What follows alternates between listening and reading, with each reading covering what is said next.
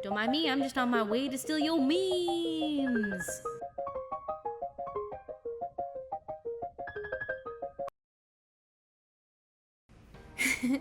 Hello everybody and welcome on in. It is I, the Shiba Inu in disguise, painted a sandwich.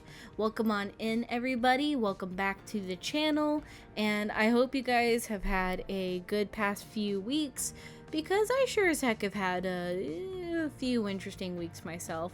Sorry I've been gone so long. Yeah, so I hope you guys do enjoy today. I decided to do something different today for once. Today I am actually going to be doing some traditional drawing, IRL, and yeah, that's what we're gonna roll with today.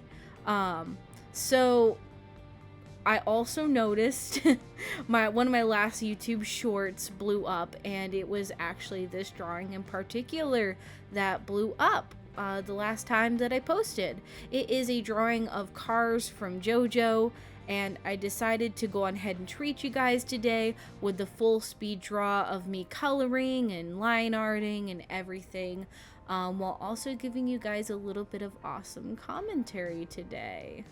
So I guess you all must be wondering, but Painted Sandwich, why in the world did you decide to do an IRL drawing today? Don't you do digital art mainly?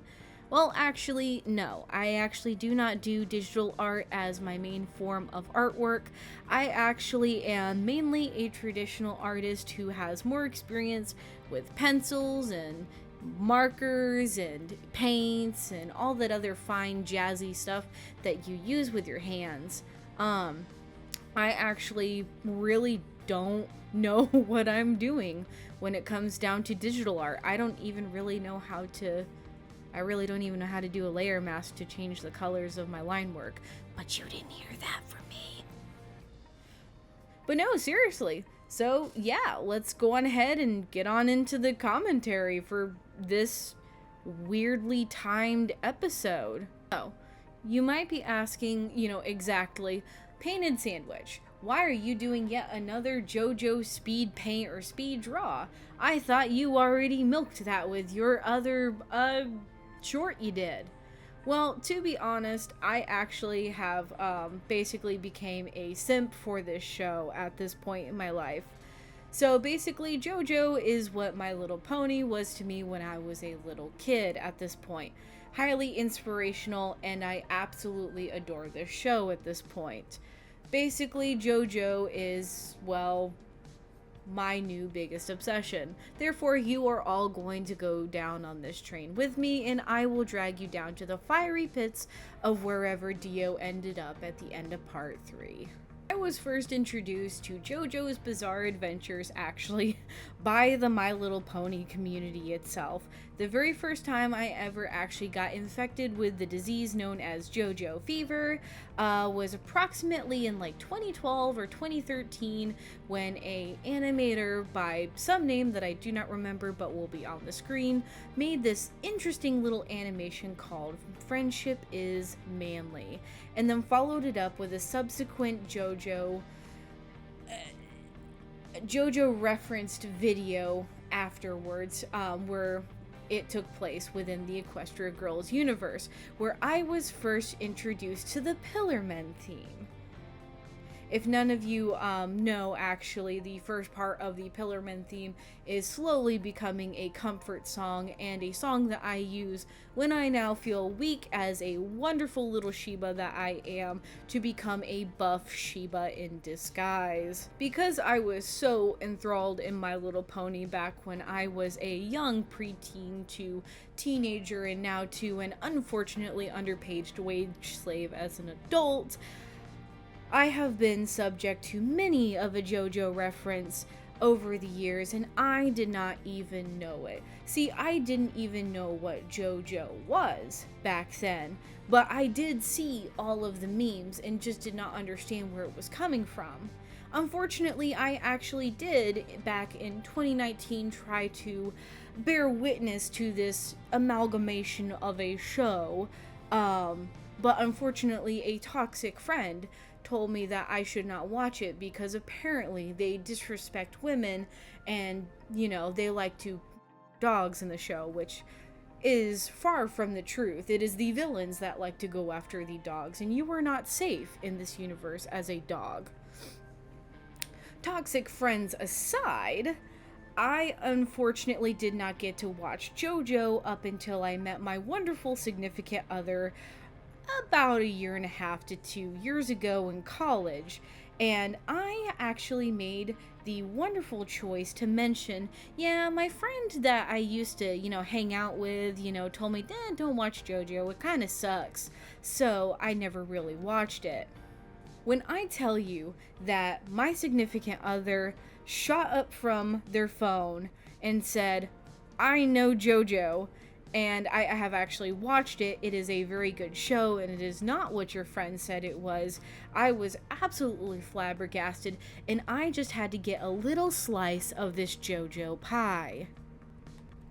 And unfortunately, I would not get a slice of that JoJo pie for quite a few months, because we did not live together yet. So fast forward a few months, and me getting into a fight with my parents, or not my parents, but my grandparents, and I move in with my significant other. I finally get to see this wacky show known as JoJo's Bizarre Adventures. And let me tell you something, I would like to say that it only took us about a month and a half to watch the entire first 6 parts to JoJo. Because let me tell you something, they had me hooked. It was interesting watching the first season because really, to be honest, it was like, it wasn't that long. It was like one part, like an hour and a half special, I think it is. But let me just say that watching those 2 English boys fight was, I think, the highlight of my day. It was glorious. The first time we watched the show together was honestly also pretty sweet, but at the same time it was so invigorating because I don't get to watch a lot of the things I want to watch and that I get to see other people watch, because I did not have the time, nor was family approving of me really watching all that other stuff, back in the old house. When I tell you the absolute adrenaline rush I would get watching this show in the first few seasons was incredible. I was in love with Bloody Stream, I was in love with Battle Tendency, and then the glorious Stardust Crusaders in just Polnareff. Oh my goodness. It was the best heartfelt adrenaline just rush of everything, and it was nothing like my friend actually said it was, and I just fell in love with it. I think through the first 3 parts is where I paid the absolute most attention, and I fell in love and cried over the most people. Along with Polnareff, he is one of my favorite characters, and then Jotaro Kujo, absolutely stealing my heart as the best Joestar out there. I want to make a quick side note that I have not seen Stone Ocean just yet, but I have seen the clip of Jotaro having the only scream throughout the entire series, and then henceforth in his entire life. Oh my god, it was insane. I was like, wow, I have never heard Jotaro do that. Which kind of really tells you that he really does love his daughter, but at the same time, man's got PTSD. Stardust Crusaders screwed him up. And I guess that really kind of throws into, the fact of part 4 being so, like, friendship is magic-esque. Like, don't get me wrong, I love part 4, but it was such a, it was like a flashbang watching part 4, because we went through death and destruction, the end of the world is on the horizon with the last 3 parts, and then bam, you got part 4, it's all sunshine, rainbows, you might as well have had the main 6 there. It was absolutely just the most fun-loving season with a serial killer mixed in. even though like part 4 is not my favorite part out of the entire thing, it was a great breath of fresh air, but I have actually slowly started like falling in love with the idea that Yoshikage Kira is becoming basically my favorite villain, which is absolutely insane to me because I really didn't like part 4 as every other part, and now it's actually really starting to grow on me. But onward to Golden Wind. So with Golden Wind, I absolutely enjoyed Golden Wind. It took us a lot longer, I think, to watch part 4 than it took us to watch part 5, Golden Wind. Do I have like my parts messed up? Yeah, no, I have it right. Anyways, it took me a lot longer to watch part 4 than part 5, mainly because part 4 made my autistic brain go burr, but part 5 just had me kind of glued, and it's the part that I think made me cry the most because, to be honest, too many people in that season of JoJo died, and it was not fair, and they deserved better, and they need to be given better. So from like part 6 onwards, I don't really have any recollection of it because I haven't seen it yet, mainly because I don't want to give like Netflix my money. I refuse to give Netflix my money, and if Steel Ball Run is announced and it winds up on Netflix, I will not be giving Netflix my money. You can forget it. Well, so anyways, with all of that out of the way, with the origin story of my JoJo obsession, so why did I decide to draw Kars today? One of the absolute most appalling people in the entire JoJo universe. It's not totally because, you know, I'm kind of, thirsty because, like, ultimate being, the man's buff, he's totally buff, he has redeeming qualities like utter silence. Yes, yeah, I know. Kars is an absolutely like horrible being, and he absolutely deserved to be shot out into space like he did in the show.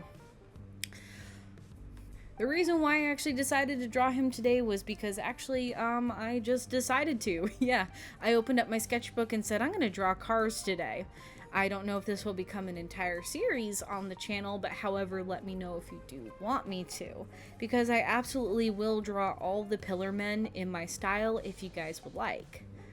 I was also trying to, try to practice with Kars just a bit. So basically, I do not draw a lot of actual, like, body types, and I was actually just drawing Kars to try to get a feel for, like, a buffer body type. How do muscles work here? I know it's a stretch going for JoJo characters, but it's just me trying to get a feel for, like, different body types, because I really do need to work on body types in my artwork anyways. So I guess the question does also go, do I actually like Kars as a character? I will say that Kars was an absolute insane dude. He was a perfect villain, in my opinion. The fact that this guy became the ultimate being and still got his ass whooped is absolutely hilarious. And it's also very amusing to me, because this dude was getting ready to just blow everything up, and then he just out into outer space with him. So, like, another thing to kind of really also note about Kars is that he was, like, insanely impossible for me to draw. I know I said I was practicing on different body types, but let me tell you something here, guys. I sat there at my sketchbook for like hours trying to figure out how to make these muscles work, and as you can tell, I actually used a reference for him because this is one of the most iconic, images of him. But it took me a while to actually figure out what to do with his muscles and everything. And then there was the problem with his hair. His hair was so incredibly difficult for me to color in, mainly because his hair doesn't really match my art style, because I like to put a lot of highlights in, people's hair. And JoJo doesn't really have that for Cars. So like his hair is kind of like a flowing mass, an amalgamation that's kind of just, it's got that weird coloration to it. So it doesn't really match where I try to highlight hair all the time. So I try to incorporate that into the image while also trying to be true to my art style as well. I tried to color it in as best as possible, and I tried to make sure I shaded in with the pencils to where it looked like his hair was kind of one color there, another there, to try to make it look like it was blending into each other. But I didn't really portray that well, but that is what I tried to do. And let me tell you something, my hand, it was cramping by the end of drawing him. It was just insane. I wanted to put a little bit of red into the background, but I didn't really necessarily do that either. But I really do hope that it wound up well together. Also, if you notice on his face, with me trying to stay in tune with my art style, I actually did add in the 3 blush marks on there, just for a little bit of that painted sandwich feel to it. Now that the basic commentary is kind of over with, for this part of the video, I want to get into some things I wanted to say and, let you guys know about, for the future of the channel, what I'm doing and how things are. I don't have anything set in stone, but just some ideas, some questions for you guys, and so that way you guys can engage with me and tell me what you actually want to see. So as you guys might notice, I actually have an intro now on the channel. However, that one is actually not going to be permanent. I'm going to try and come up with a better looking intro in the future with better music. I do know that YouTube has a free music library, and I'm going to try to incorporate that into my videos from here on, because I've been using the same background music for like ever and I can't keep using it and editing it. And you can kind of tell in the intro I did edit a copyright free music, but I have actually had a copyright thing pop up on my channel during one of my speed paints. Even though it was a copyright free song, it still kind of dinged me on it. It's like, hey, you can't earn in this area of the world because you used a thing that's on YouTube that's copyright free, but however, they don't monetize in that area or something like that. So I kind of want to try to incorporate more stuff from the library, so that way I don't get dinged on that in the future, because I really honestly want to keep my channel. So something to note about the channel is that I've mainly done a lot of commentary over the course of the channel. I know that I wanted to stop using mainly music over my speed edits. So I mean speed edits over my artwork, over my drawings and stuff. That's going to actually kind of remain the same. I'm going to try to put some commentary over from here on. However, I also have a issue with like putting the right words to speech for the channel. So, something I want to see that you guys might want is that if you want me to put in like stories, so like basically like story time stuff. If you guys want me to narrate something from like Reddit, like r/am I the a-hole, r/entitled people, stuff like that. Over the speed drawing or whatever I'm doing, that would maybe give me some stuff to narrate. As for on-camera stuff, I don't really do on-camera stuff that often, so I don't know how much more I'm going to be doing that. It's not really something I want for the channel, but I also don't have a problem with doing it either. Another thing is that I also want to get into animating stuff here on the channel. It has always been a dream for me to actually animate stuff. I also have a project that I have been working on for like years, like off YouTube.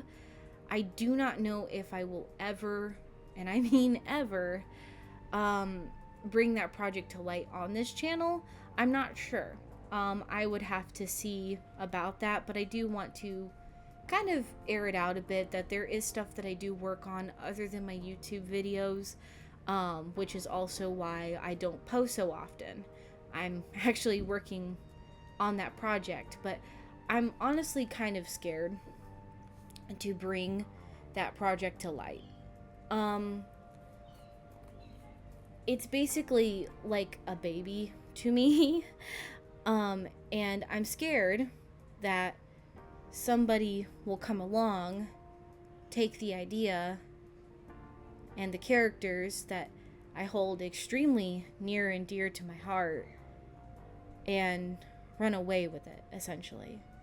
So, but I also don't want to stop working on it because I'm in love with it.